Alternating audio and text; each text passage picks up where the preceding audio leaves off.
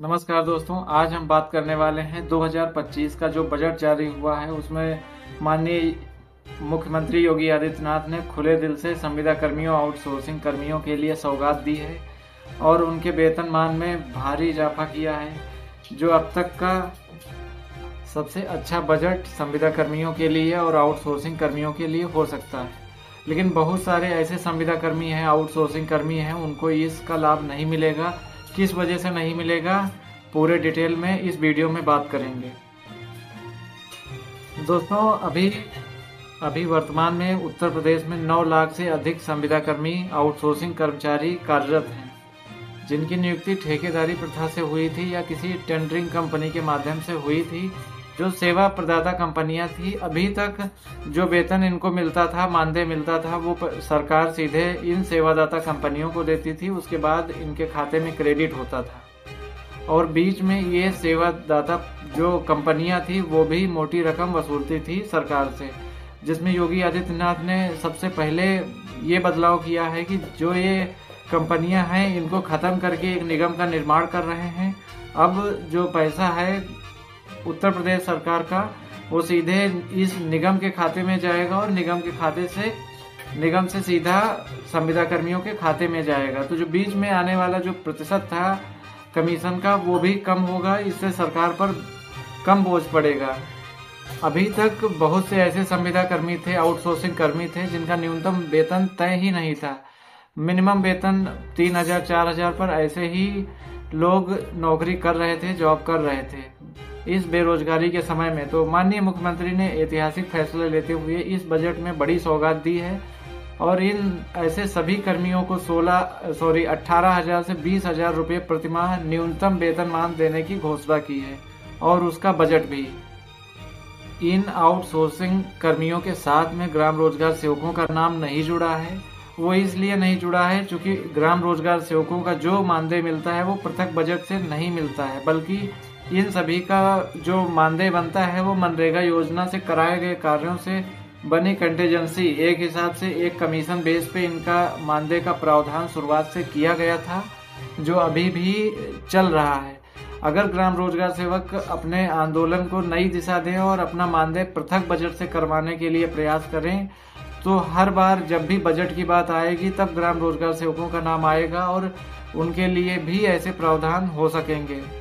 अभी जिन संविदा कर्मियों को लाभ मिलने वाला है वो आशा बहू, आंगनबाड़ी, ग्राम चौकीदार, होमगार्ड, पीआरडी,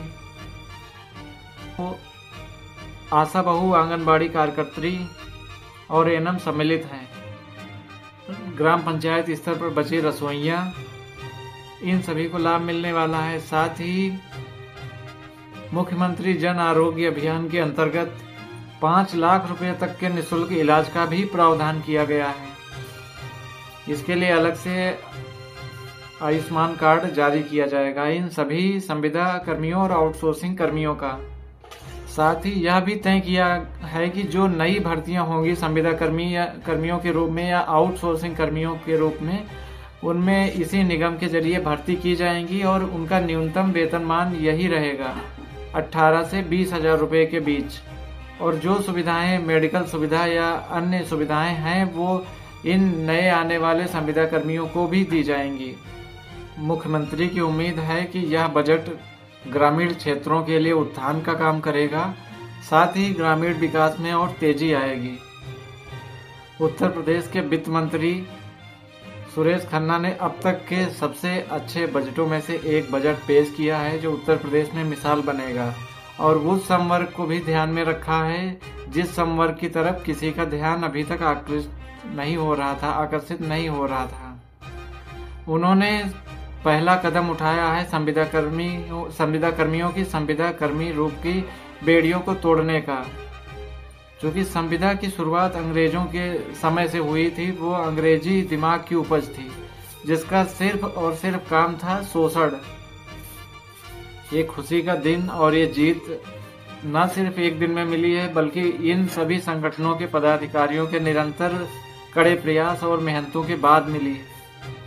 उत्तर प्रदेश के वित्त मंत्री सुरेश खन्ना और माननीय योगी आदित्यनाथ जी की इस पहल से 9 लाख से अधिक परिवारों में खुशी का माहौल है और उनके घर नई खुशियां आने वाली है। औपचारिक कार्यवाही की देरी है, चूंकि बजट पहले से ही आवंटित किया जा चुका है, इसलिए औपचारिकताएं पूरी होने के बाद मिनिमम 1-2 महीने लगेगा। उसके बाद इन संविदा कर्मियों, आउटसोर्सिंग कर्मियों का वेतनमान बढ़ जाएगा। यह अभी संविदा कर्मी, आउटसोर्सिंग कर्मियों के लिए शुरुआत है। अगर आप लोग ऐसे ही मेहनत करते रहे, एकजुट रहे, संगठित रहे और सरकार तक अपनी समस्याओं को पहुंचाते रहे, तो वो दिन दूर नहीं है जब आप लोग नियमितीकरण की राह पर होंगे। मिलते हैं अगले वीडियो में नई अपडेट के साथ, नई जानकारी के साथ। ऐसी जानकारियां जिससे आप लोगों का भविष्य सुरक्षित हो सके और आपका भविष्य जल्दी सुधर सके।